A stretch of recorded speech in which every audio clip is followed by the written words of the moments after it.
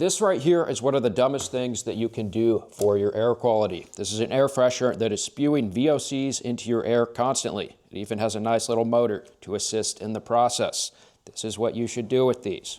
In this video, I'm breaking down the 10 dumbest things that you would definitely want to do if you want to ruin the air quality in your home. The majority of healthy construction is focused solely around just making the air healthy in our home. So the best thing we can do is to just stop making it unhealthy to start with. More on those air fresheners. A lot of what is in those little vials of liquid is VOCs mixed with water. Now, a lot of times people like to use natural VOCs like limonene and pinene, which are also known as essential oils. Now, these things on their own are not bad for you, but they can react with ozone that is already in your air. Think of smog. There's a lot of ozone in smog, but it's also inside of your house. They can react with that ozone and they can create formaldehyde and benzene and other VOCs that are really not good for you. Both of these are known carcinogens. You can also find synthetic VOCs like formaldehyde and benzene that oftentimes are directly in the air freshener in a small amount from the factory. At the core of an air freshener, it's always going to have VOCs in it though, because the essence of VOC is something that will turn into a gas and enter the air, and that's what you need from an air freshener. Besides the VOCs, we also have to think about chemicals like phthalates, which are not VOCs, but it's another category of chemical that is a known endocrine disruptor. They help these synthetic fragrances stick around longer in your home, and they also cause major hormone problems in your bodies. Oftentimes, they will just be labeled as fragrance on an air freshener. This is also the same thing that goes on in perfumes and colognes. Now, besides the chemicals in air fresheners, my question is, why are we using them to begin with? Some people really just like smells, all right? I get that, I guess. Other people are using them to cover up bad smells in their homes. And if something smells bad, that is nature's way of telling you, you shouldn't be breathing this in all the time. So we should definitely take care of the root source of the problem rather than covering it up with another strong smell. When you walk into a home with healthy air, it shouldn't smell like anything, all right? That's what healthy air smells like. The next thing I would do if I wanted to ruin my air quality is I would burn candles all the time inside of my house. I would want a nice, steady smoke trail of PM 2.5 entering my air. You see, that candle has to go somewhere, all right? It slowly disappears. That's because it's going into your air in tiny, microscopic little particles that are so small, you breathe them in and they can even cross into your bloodstream. PM 2.5 is one of the major ways we measure whether air is healthy or not, all right?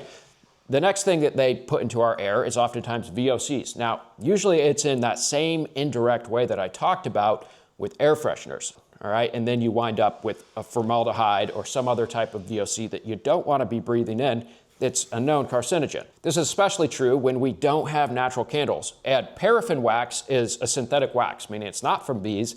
That's the most common type of candle wax. And it's going to pollute your air significantly more than if you use like a beeswax or soy wax. The last thing they do is they just produce small amounts of combustion gases into your home, all right? We've all heard of carbon monoxide and the horror stories of people dying from it. Well, candles aren't going to produce the levels of carbon monoxide that are going to kill you, of course, but they are slowly just ruining the air quality in your home, especially if you're burning a lot of them and especially if you're burning synthetic ones. And to be clear, I don't think you can never burn candles. I think that's ridiculous. I think you don't want to be burning them constantly, and you do want to think about what type of wax you are burning. The next thing I would do to pollute my air is I would get particle board cabinetry in MDF trim.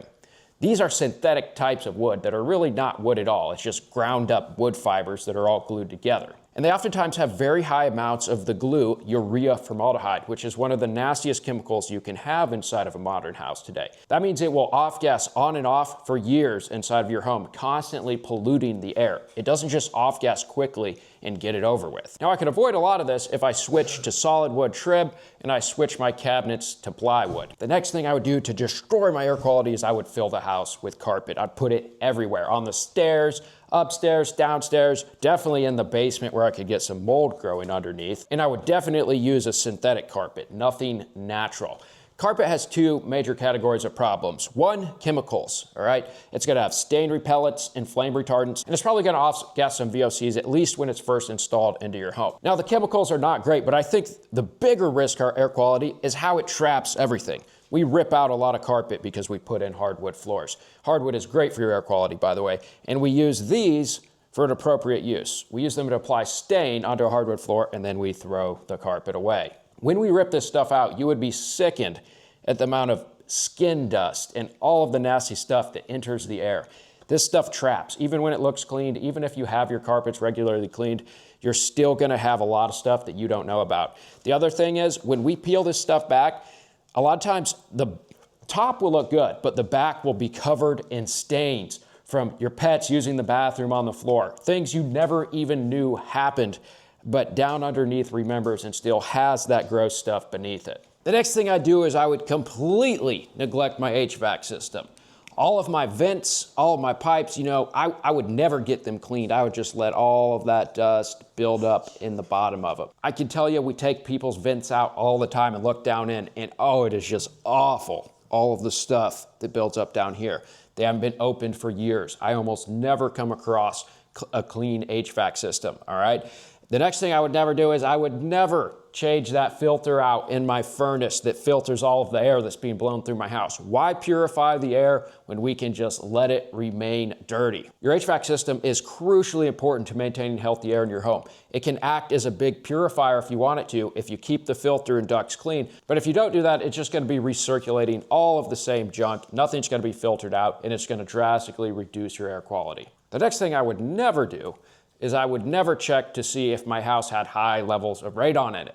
Radon is a naturally occurring radioactive gas that comes up out of the earth from decaying radioactive material hidden beneath the earth's crust. It comes up through the soil, and then it will find its way into our homes, oftentimes through cracks down in the basement, or if you've got an open earth crawl space, then it can just come on up through. We can measure it for pretty cheap. We can get a meter for like $100. It just sits down there and tells us what the level is. And we can even get a mitigation system that sucks it out from underneath the slab and pipes it up and away from your house for only a couple $1,000. It's not a whole lot to avoid the second leading cause of lung cancer. But I would definitely just block out the idea that my house could have any of those problems if I wanted to just destroy the air quality in my home with radioactive gases. The next great option for just destroying the air quality in my home is I could have LVP floors. Maybe I could get rid of that carpet we talked about before and replace it with some nice waterproof luxury vinyl plank, because there's nothing more luxurious than plastic flooring. Maybe I could even put it over a concrete slab and get some mold growing on the back side of it. But even if I don't have concrete, I just throw it over my regular subfloor, maybe I can have a nice plumbing leak that gets down through the waterproof and then can't dry out and causes mold on my wood subfloor. And maybe I never have a moisture problem, so I don't have to worry about the mold that water trapping materials can cause. I still get to live with the effects of large amounts of plasticizers that are oftentimes endocrine disruptors, which we talked about previously. They mess with your hormones, that are going to be inside of this floor and are going to break down and enter my body and the body of my family members for years to come. I've lived in multiple apartments in a home with LVP. That smell of fresh plastic in the home lingers for years. I would think that it was gone, and then I'd go on a trip and come back. You could still smell that plastic. It's literally just PVC with a plasticizer in it to make it more bendy and usable for flooring. But it can off-gas for years, and those phthalates found inside of the plasticizers used to make that PVC bendy are endocrine disruptors. And those things are going to get inside of your body, because whatever is inside of your house will get inside of your body. They do not permanently bind to the PVC, so they are slowly released into your environment over time. My next highly effective method for just ruining the air quality is I would be sure to have a gas stove, because why use electricity when you can use a petroleum-based gas and burn it inside of your house like a car? I would want those combustion byproducts like carbon monoxide. I would definitely want some of those other nasty chemicals that can be byproducts of combustion, like formaldehyde. I would certainly want all of the PM2.5 that's released and I get to breathe it in.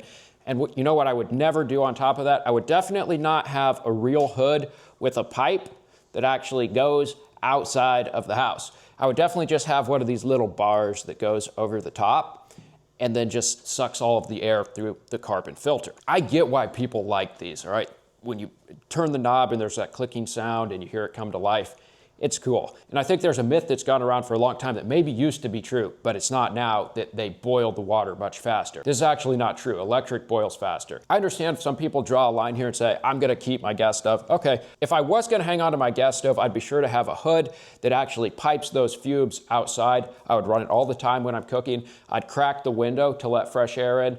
And it's probably not that big of a deal if you do those things. And the icing on the cake of just destroying my air quality is I would build a really, really tight home with a lot of synthetic materials and absolutely no fresh air. I would zip system this outside, make sure every last crack was sealed. I would spray foam the inside. Then I would totally forget about bringing any fresh air in.